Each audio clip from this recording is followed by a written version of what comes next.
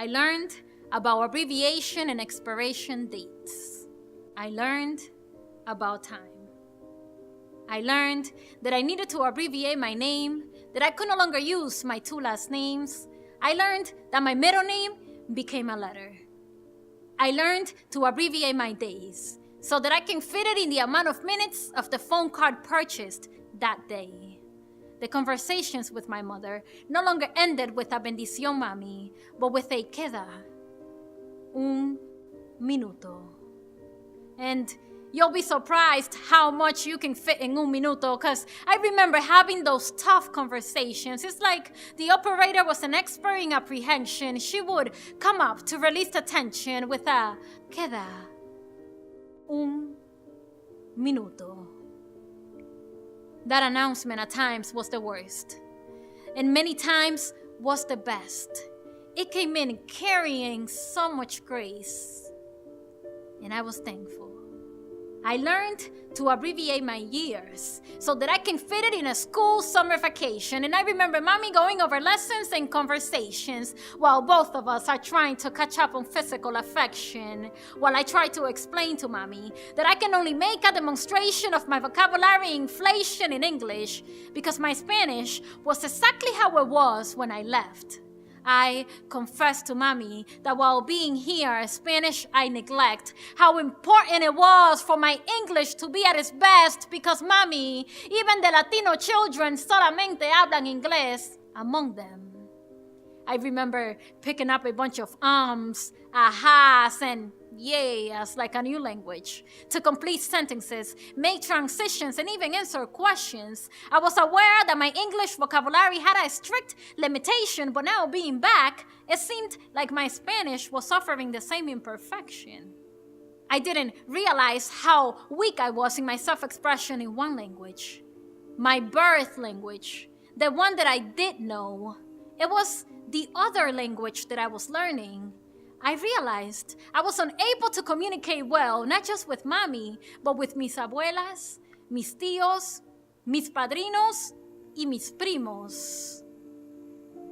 That was the summer I realized that my language was part of me, and as I was growing, it needed to grow with me. That was the summer I realized that my Spanish, I was no longer negotiating.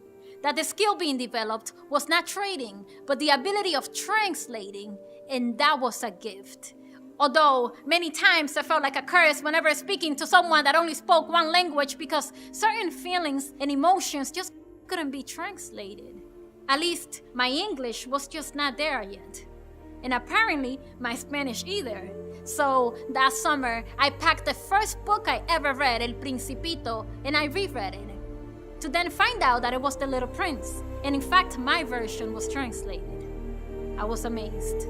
That summer, I realized the importance of speaking two languages well, the power in speaking two languages well. As my vacation in the Dominican Republic was expiring, I remember people telling me every single time how lucky I was to be living in Nueva York. And I agreed. Lucky was an understatement, but do not underestimate the process it takes and the sacrifices being made. I remember mommy teaching me how to cook, trying to multitask and take advantage of time, increasing her emphasis on certain themes and topics while new ones are coming up, putting a little bit of tears, mixing it with many take cares while pouring many be strong. Be patient, my dear. Be kind.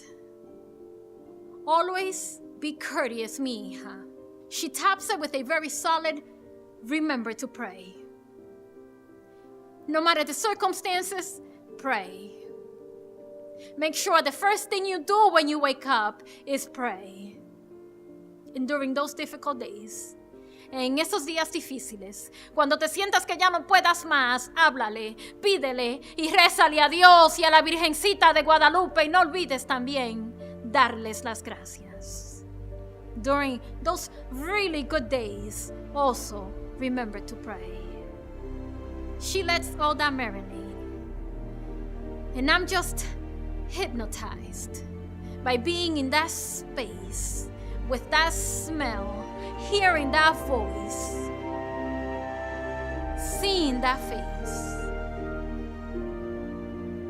it's like I never left.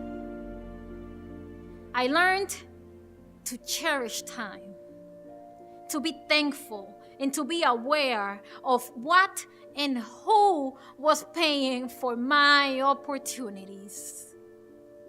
I learned about abbreviation and expiration dates. I learned about time.